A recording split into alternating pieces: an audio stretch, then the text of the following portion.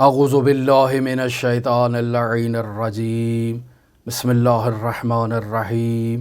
الحمد للہ رب العالمین الصلاۃ والسلام علی اشرف الانبیاء والمرسلین وعلی آلہ طیبین طاہرین المعصومین الذین اذہب اللہ عنہم الرجس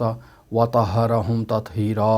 اللہم صلی علی محمد وآل محمد وعجل فرج قائم آل محمد وَأَمَّا حق الصاحب۔ عزیزان محترم، رسالۃ الحقوق امام زین العابدین علیہ الصلاۃ والسلام کی یہ گراں بہا حدیث جس میں گراں قدر حقوق کو بیان کیا جا رہا ہے، اسلامی تعلیمات میں ان حقوق کی ادائیگی کی بہت اہمیت ہے، اور آج جس حق کو آپ کی خدمت میں بیان کیا جا رہا ہے یہ در واقع اس رسالۃ الحقوق سے 33واں حق ہے کہ انسان اپنے صاحب یعنی اپنے ہم سفر کا خیال رکھے۔ ہم سفر انسان جب انتخاب کرتا ہے تو یہ ضروری نہیں ہے کہ وہ اپنے کسی دوست، اپنے کسی رشتہ دار ہی کے ساتھ سفر پہ جائے، بلکہ جس کے ساتھ بھی انسان سفر کر رہا ہے وہ اس کا صاحب ہے، وہ اس کا ہم سفر ہے، اس کے حقوق ہیں، اور اسلامی تعلیمات میں ان حقوق کی رعایت کرنے پر شدت سے تاکید کی گئی ہے۔ ولو وہ شخص جس کے ساتھ انسان سفر کر رہا ہے وہ شخص دائرہ اسلام میں شامل نہ ہو، تب بھی اس کے حقوق بیان کیے گئے ہیں۔ اور دیکھیں، بنیادی وجہ ہم کل بھی اپنے درس میں بیان کر چکے کہ اسلام ایک معاشرتی مذہب ہے کہ جس میں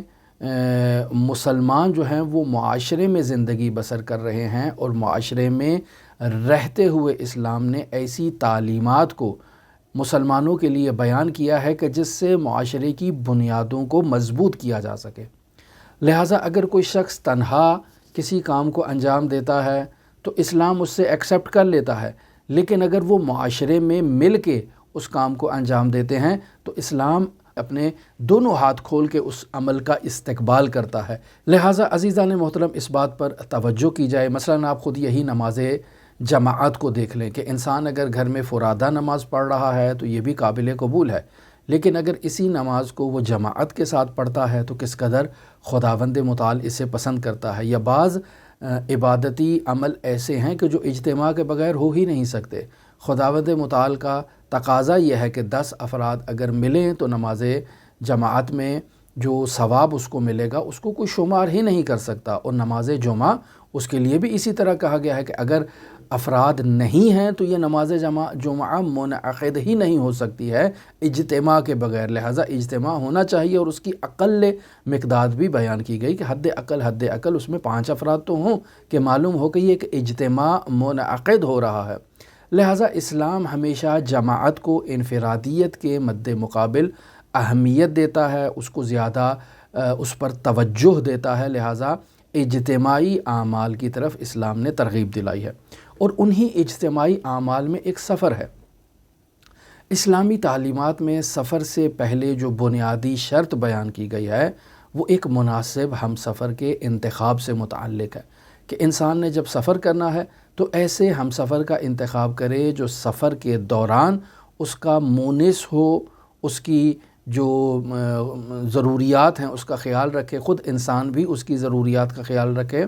بالخصوص سفر جو مقدس سفر ہیں، مثلا انسان نے عتبات عالیات کا سفر کرنا ہے، مثلا انسان نے حج بیت اللہ کا سفر کرنا ہے، مثلا انسان نے دور دراز کا سفر کرنا ہے، تو ایسے میں اگر انسان کو ایک اچھا ہم سفر نہیں ملتا تو انسان اس کے ساتھ سفر ہی نہ کرے۔ انسان کو سفر کے دوران ایک اچھا ہم سفر انتخاب کرنا یہ ضروری ہے، اور پھر جس ہم سفر کو اس نے انتخاب کیا ہے انسان اس کے ساتھ اچھا سلوک برتے، اچھی رفتار کرے۔ اور یہاں تک بیان ہوا کہ اگر کوئی شخص تنہا سفر کرتا ہے تو ایسا شخص ملعون ہے، یعنی روایات میں اس مطلب کو بیان کیا گیا ہے۔ لہٰذا سفر میں انسان نے اپنے ہم سفر کے حقوق کو ادا کرنا ہے، اور یہاں امام زین العابدین علیہ الصلاۃ والسلام 33واں حق ہم سفر کے حقوق کو بیان کر رہے ہیں۔ لہٰذا امام زین العابدین علیہ الصلاۃ والسلام فرما رہے ہیں وَأَمَّا حَقُّ الصَّاحِبِ، یعنی وہ شخص کہ جو آپ کے ساتھ سفر میں آپ کی مصاحبت اختیار کر رہا ہے، آپ کی صحبت اختیار کر رہا ہے، اس صاحب کا حق آپ کو معلوم ہونا چاہیے اور آپ کے ذمہ ہے کہ اس صاحب کے حق کو ادا کریں۔ لہٰذا پہلا حق جو امام زین العابدین بیان کر رہے ہیں فَأَن تَصْحَبَهُ بِالتَّفَضُّلِ وَالْإِنصَافِ، کہ آپ اس کے ساتھ جو مصاحبت اختیار کر رہے ہیں، جو اس کے ساتھ سفر اختیار کر رہے ہیں، تو تفضل کے ساتھ سفر اختیار کریں۔ تفضل کا مطلب یہ ہے کہ بہتر چیز اس کو دے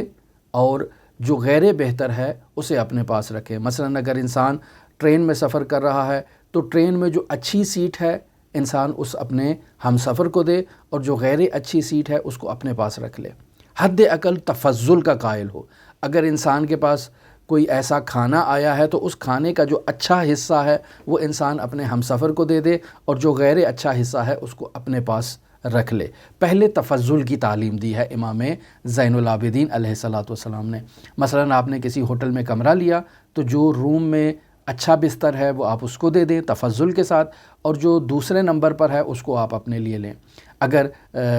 سفر کے دوران راستے میں کہیں بھی کوئی ایسی چیز آپ کو مل جاتی ہے تو تفضل سے کام لیں، بہتر اس کے نصیب میں آئے اور غیر بہتر جو ہے نا وہ آپ کے نصیب میں آئے۔ بطور معمول آپ دیکھتے ہیں کہ کاروانوں کے ساتھ جب انسان سفر کرتا ہے، اور بالخصوص جو معنوی سفر ہوتے ہیں، جو زیارتی سفر ہوتے ہیں، اس میں بطور معمول اکثر یہ چیزیں مشاہدہ کرنے میں آتی ہیں کہ لوگوں کے درمیان بہت جھگڑے ہوتے ہیں، بہت اختلافات ہوتے ہیں، حتیٰ لوگ ان معنوی سفر کے تقدس کو بھول جاتے ہیں، ایسے ایک دوسرے کے ساتھ رفتار کرتے ہیں۔ اور بالخصوص وہ افراد جو کاروان سالار ہیں وہ بس اوقات ایسے کم بخت قسم کے انسان کے نصیب میں آ جاتے ہیں کہ وہ انسان کو بہت تکلیف پہنچاتے ہیں،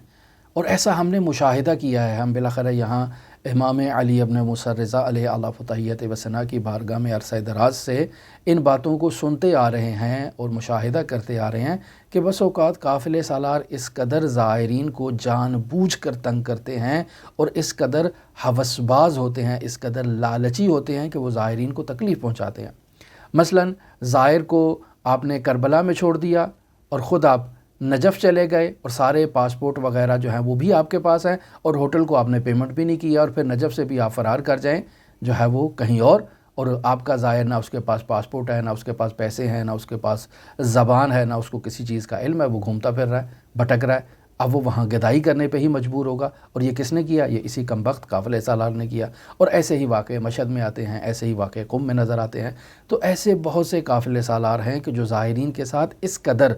پست سلوک کرتے ہیں کہ ان کو چھوڑ کے چلے جاتے ہیں، سارا پیسہ لے لیا، سارے پاسپورٹ لے لیا۔ ایسے افراد کو تو پکڑ کے جو ہے وہ اشد مجازات کرنی چاہیے، یہ حکومتوں کی ذمہ داری ہے۔ ایران گورنمنٹ کو بھی اس پہ توجہ دینی چاہیے، عراق گورنمنٹ کو بھی توجہ دینی چاہیے، اور سب سے زیادہ توجہ ان حکومتوں کو دینی چاہیے کہ جن کے باشندوں کو لے کر آئے ہیں۔ مثلاً اگر ہندوستان سے ہے تو ہند حکومت اس پر توجہ دے، اور اگر پاکستان سے ہیں تو پاکستان کی گورنمنٹ ان پر توجہ دے کہ کیسے ہمارے ملک کے باشندوں کو ایک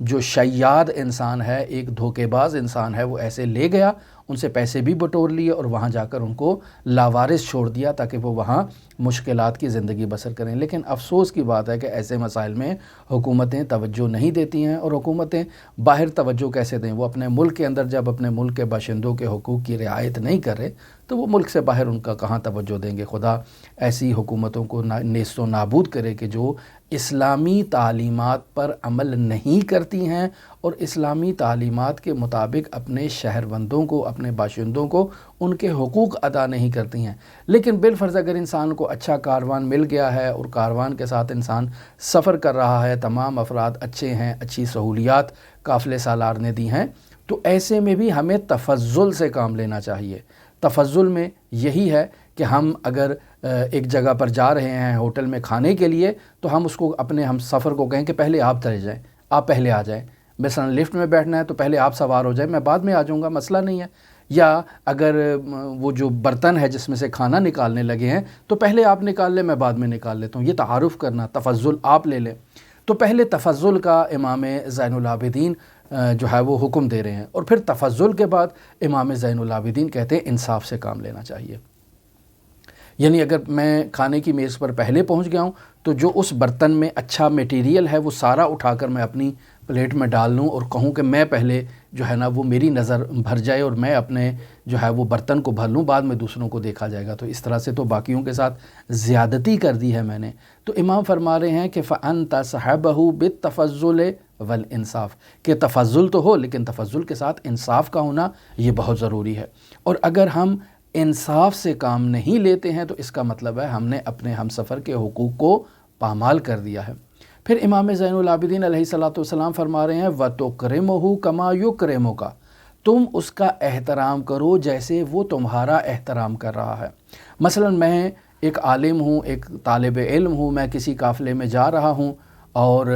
میں تمام قافلے کے جو مسافر ہیں ان کا احترام کر رہا ہوں، عزت سے پیش آ رہا ہوں، آپ جناب سے کام لے رہا ہوں، لیکن وہ لوگ جو ہیں وہ یا تو کہہ کے مجھے مخاطب ہو رہے ہیں یا مولوی صاحب کہہ کے مخاطب ہو رہے ہیں، یعنی میری ایک انسلٹ کرنا چاہ رہے ہیں، وہ توہین کر رہے ہیں، تو ایسے میں ان کو یہ حق حاصل نہیں ہے۔ بھئی میں ان کو رسپیکٹ دے رہا ہوں، عزت دے رہا ہوں، تو آگے سے ان کی بھی یہ ذمہ داری ہے کہ وہ مجھے عزت دیں، مجھے احترام دیں۔ میں نے اپنی مثال دی، البتہ ہمیں تو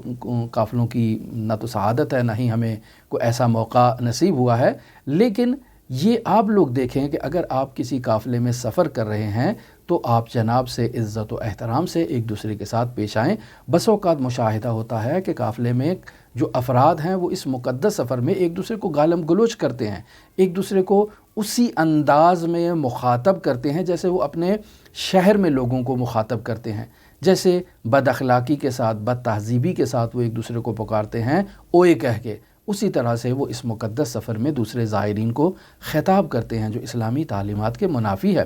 اپنے شہر میں کسی کو اس بات کی اجازت نہیں کہ وہ کسی کے ساتھ بے ادبی کے ساتھ مخاطب ہو، تو سفر کے دوران وہ بھی ایسے معنوی سفر میں، ایسے مقدس سفر میں کہ جس میں آپ امام سے تجدید عہد کرنے آئے ہیں، تجدید بیعت کرنے کے لیے آئے ہیں، آپ امام سے ایک معنوی رابطہ قائم کرنے کے لیے آئے ہیں، ایسے میں آپ اپنے ہم سفر کے ساتھ بدسلوکی کے ساتھ، بد تہذیبی کے ساتھ پیش آئیں، تو یہ اسلامی تعلیمات اس بات کی اجازت نہیں دیتی ہیں۔ پھر امام زین العابدین یہاں جو اگلا حق بیان کر رہے ہیں وَلَا تَدَعْهُ يَسْبِقُ إِلَى مَقْرُومَةٍ، یعنی امام کہتے ہیں کہ توجہ رکھو کہ وہ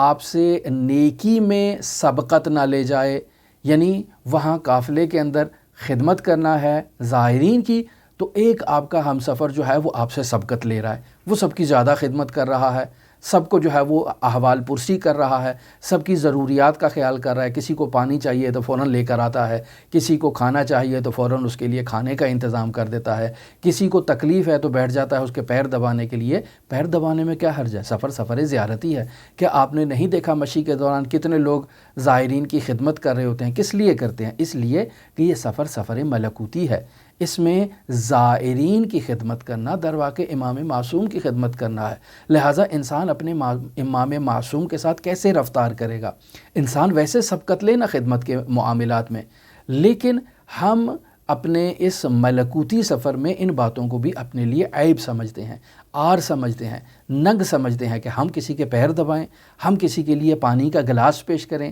کسی کو احترام سے پیش آئیں، کسی کو محترمانہ کسی کے ساتھ رفتار کریں۔ بھئی میں تو اپنے علاقے کا چودھری ہوں، میں کیسے کسی کے ساتھ محترمانہ رفتار کر سکتا ہوں؟ عزیزان محترم، یہ سفر ملکوتی ہے۔ یہ اس ملکوتی سفر کے علاوہ جہاں کہیں بھی انسان سفر کر رہا ہے، اگر غیر زیارتی سفر بھی ہے تب بھی انسان کو یہ چاہیے کہ نیکی میں وہ سبقت لے، دوسرا اس سے کیوں سبقت لے؟ لہٰذا امام فرما رہے ہیں وَلَا تَدَعْهُ يَسْبِقُ إِلَى مُقْرَمَةٍ، کہ آپ اپنے ہم سفر کو نیکی اور احسان پر سبقت نہ لے دیں، اپنے اوپر آپ خود سبقت لیں۔ اور پھر فرماتے ہیں وَإِن سَبَقَ كَافَتْهُ، کہ اگر آپ کا ہم سفر آپ سے سبقت لے لیتا ہے تو آپ اس کے احسان کا بدلہ احسن انداز میں چکائیں، کہ آپ بھی اس کے ساتھ بعد میں نیکی کریں، ایسا نہ ہو کہ صرف وہی نیکی کرتا جائے اور آپ اس کے ساتھ نیکی نہ کریں۔ پھر امام فرماتے ہیں وَتَوَدَّعْهُ كَمَا يُعَدِّئُكَ، کہ اس نے آپ کو خدا حافظی کہا نہایتی عزت کے ساتھ، نہایتی احترام کے ساتھ، نہایتی محبت کے ساتھ وہ آپ کو سی آف کرنے کے لیے آیا ہے، تو آپ کی بھی ذمہ داری ہے کہ آپ اس کو احترام کے ساتھ اس کو سی آف کریں، اس کو خدا حافظی کریں، اس سے جدائی اختیار کریں احترام کے ساتھ۔ اور اسلامی تعلیمات میں باقاعدہ 40 قدم بیان کیا گیا ہے کہ 40 قدم انسان اپنے جو ہم سفر ہے اس کو سی آف کرتے وقت 40 قدم اس کے ساتھ جو ہے وہ مشایعت کرے اور اس کے ساتھ چلے۔ پھر فرماتے ہیں وَتَزْجُرَهُ عَمَّا يَهُمُّ بِهِ مِن مَعْصِيَةِ اللَّهِ کہ اگر آپ کا ہم سفر جو ہے وہ اللہ کی معصیت میں جو ہے وہ کوشش کر رہا ہے، کوئی کام انجام دے رہا ہے جو گناہ کا کام ہے، تو آپ اس کو منع کریں۔ یعنی آپ دیکھ رہے ہیں کہ یہ قافلے میں ایک شخص آپ کے ساتھ موجود ہے جو گالیاں نکال رہا ہے، بد اخلاقی کے ساتھ پیش آ رہا ہے، تو آپ اس کو سمجھائیں بھائی آپ ملکوتی سفر میں آئے ہیں، آپ زیارتی سفر میں آئے ہیں، آپ حج کے سفر میں آئے ہیں، آپ کو یہ زبان زیب نہیں دیتی ہے، آپ اپنے حج کو کیوں ضائع کر رہے ہیں، آپ اپنے سفر زیارتی کو کیوں ضائع کر رہے ہیں، آپ اپنی مشی کو ضائع کیوں کر رہے ہیں۔ آپ کو چاہیے پیار سے، محبت سے، اخلاقیات کے دائرے میں رہتے ہوئے پیش آئیں، چونکہ جس سے آپ گفتگو کر رہے ہیں یہ بھی تو اللہ کے لیے حج کرنے کے لیے آیا ہے، یہ بھی تو امام حسین کی زیارت کے لیے آیا ہے، یہ بھی تو امام رضا کی زیارت کے لیے آیا ہے، اس کا بھی اتنا ہی احترام ہے، اتنی ہی تکریم ہے امام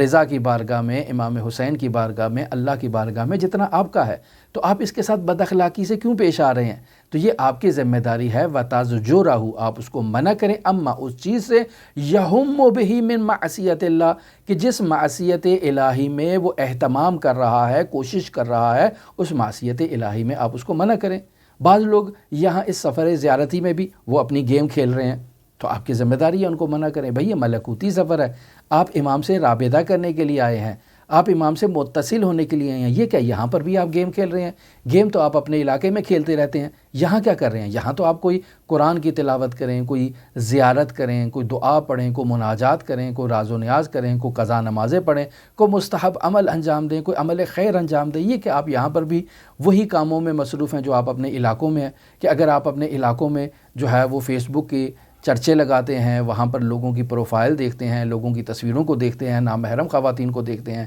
نامحرم خواتین کی ویڈیوز کو دیکھتے رہتے ہیں، تو یہ آپ نے سفر زیارتی میں بھی اسی کام کو پکڑا ہوا ہے۔ یہاں تو کم از کم آپ توبہ طائب کر لیں، یہاں تو آپ اس بات کا خیال رکھیں کہ نہیں آپ کو ایسا نہیں کرنا چاہیے۔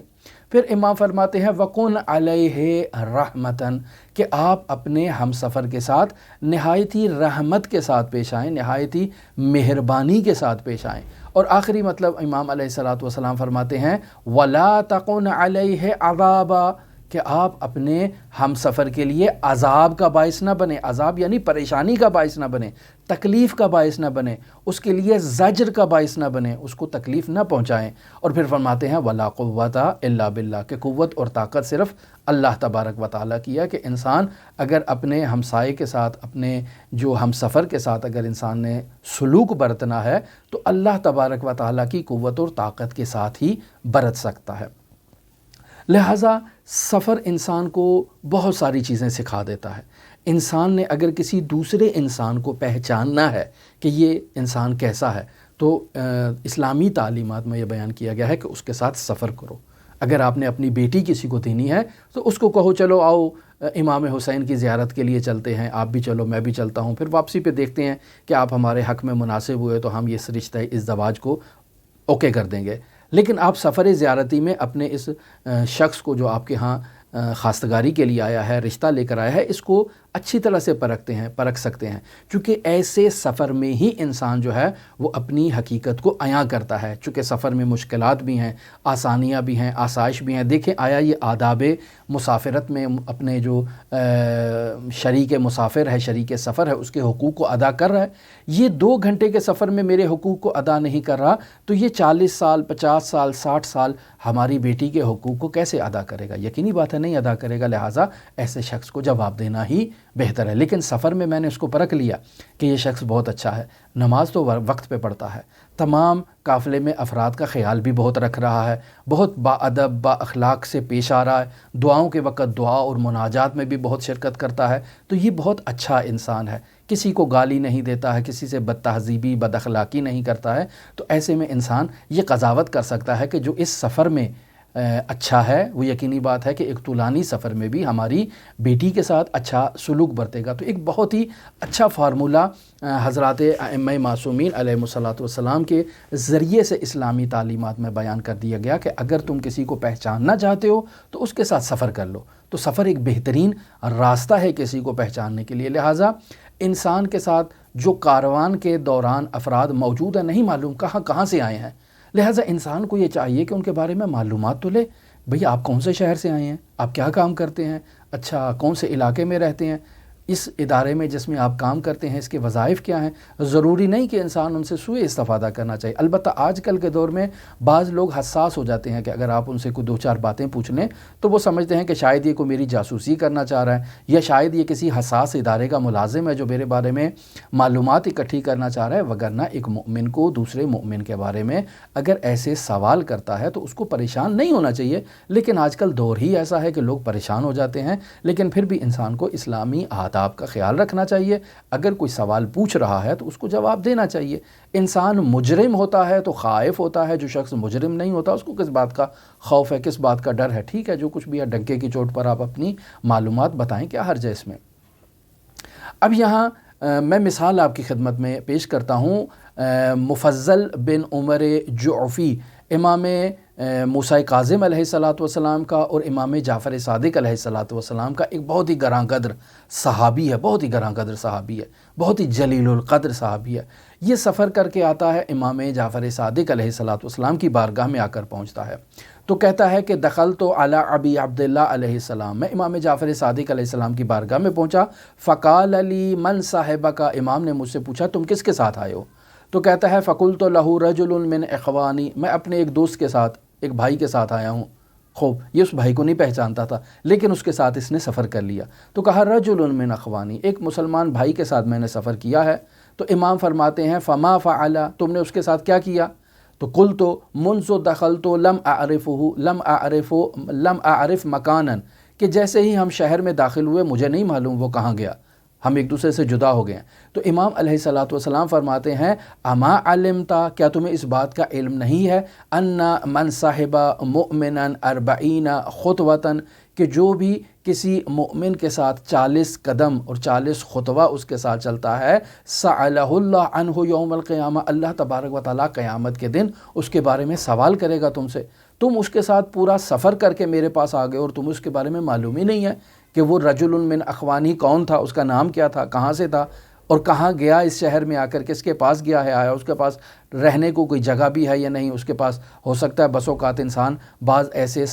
علاقوں میں سفر کرتے ہیں کہ جہاں ان کا کوئی جاننے والا نہیں ہوتا ہے، مجبوراً وہ یا سڑک پہ سو جائیں گے یا کسی ہوٹل میں ان کو جگہ لینی پڑے گی۔ تو عزیزان محترم، ہم جو بس میں سفر کر رہے ہیں، ہم جو ٹرین میں سفر کر رہے ہیں، ہمیں چاہیے کہ اپنے ہم سفر افراد کے بارے میں معلومات تو لیں، اور بالخصوص اگر ایک شہر سے ہم اکٹھے آ رہے ہیں۔ تو یہاں پہ میں ایک واقعہ نقل کرتا ہوں۔ مرحوم شہید مطہری رحمۃ اللہ علیہ نے